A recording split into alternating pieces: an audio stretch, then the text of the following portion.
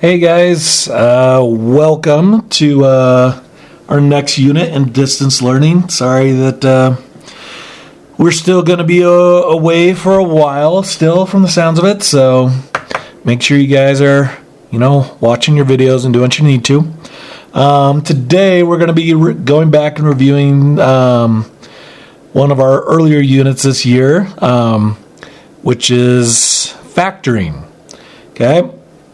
So this is something we've done periodically throughout the year in various units. We've factored, but it's a important skill going forward. So I need you guys to, make sure you got a good foundation on this going forward. So first of all, when I talk about factoring, when you look at this problem right here, we have this 5 out front, right? We normally set this up as like a distribution problem, right? You distribute that 5. And you would get 5x plus 10, right?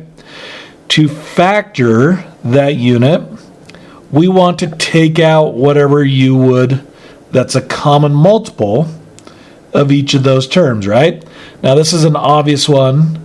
Each of those terms has a factor of 5, right? Because I just multiplied it. So if I wanted to go back to its factored form, I'd move the 5 out front, and then I'd remove the 5 from multiplying with that term, right? So this x would just become x. This 10 is 5 times 2, right? So you take the 5 it went out front, and it would just become plus 2 again. Okay, that's the idea with factoring. So as we go through, we're going to look for a common factor in each term. Again, terms are separated by addition and subtraction symbols. Multiplying numbers are considered one term still, but you look for, common multiples when you're moving things. Okay, looking at this problem. I've got basically two big terms here, right? Now I've got these numbers in front, and then I've got x's and y's in each term. So I want the greatest common factor from each of those types of numbers, basically. So if I look at -6 and 27, okay, what's the greatest common factor I can take out of? Well, I could take out a negative and make them positive if I wanted, or I could leave the negatives in there. Let's take out the negatives. So again, -6 could be written as -2 times 3, right? Or 3 times -2. And 27 could be written as -3 times 3 times 3, right? Or -3 times 9, whichever you wanted to do. But basically, looking at those, each of those has a 3 that I can take out.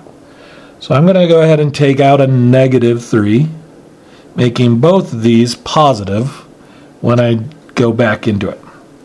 Okay, so that's going to leave a 2 on this side, right? And then I'm still left with 2 3's, which would leave 3 times 3 is 9 over here. Okay, now let's look at our x's. So I have x to the 4th, and I have x to the 3rd. Again, I could write that as 4 x's. I could write this as 3 x's. So the most x's I could take out, and I wrote that far too early, and -3 needs to be out front here. The most x's I could take out are 3, right? So x to the 3rd is what I can take out, which would leave 1x here and no x there. Okay, then let's look at our y's. So y's, I have y to the 3rd and y to the 9th. So the most y's I can take out are 3, so y to the 3rd, which would leave no y's there, and 6 y's here.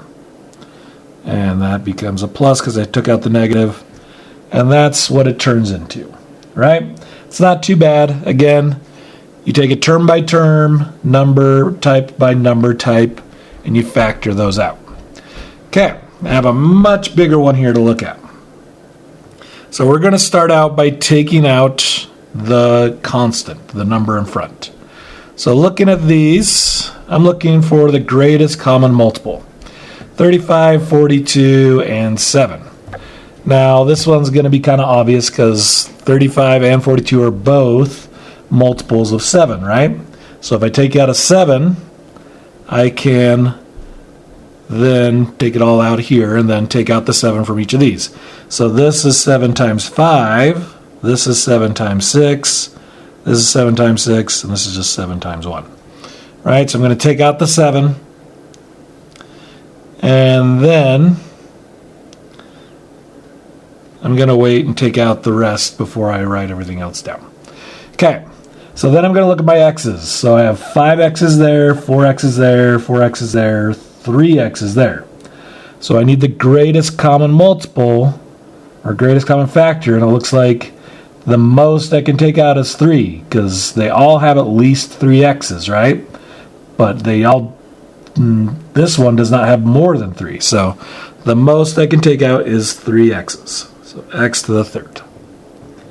Okay? Then I'm going to look at my y's. So I have 6, 4, 2, and 2. Looks like the greatest I can take out is 2.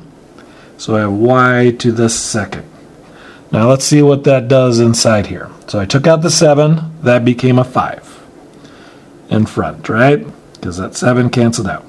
I took out 3 of the x's, leaving 2 still in there. So x to the second. I took out 2 of the y's, leaving 4 still in there. So y to the fourth. Okay, next term. I took out the 7, leaving the 6. I took out 3 of the x's, leaving 1x. I took out 2 of the y's, leaving 2 y's. So y to the second. And then the next term, I still have the 6 there. And then I took out 3 of the x's, so it leaves 1x. I took out both y's. Okay? And then this last term, I took out the 7. I took out 3 x's. I took out y to the second, so it's all gone, right? Nope. There's still the 1 right there. Without that 1 being right here, when I multiply back through, I'm not going to get that term there, right? I still have to multiply that term, and if I want that same term to come back, I need that 1 right there. And that would be your greatest common factor. Okay, that's as factored as I can get that one. Okay, and again, I think you guys should be good on this. We've done this already this year, so if you have any questions, make sure you contact your teachers. We're here to help. Have a good one, guys.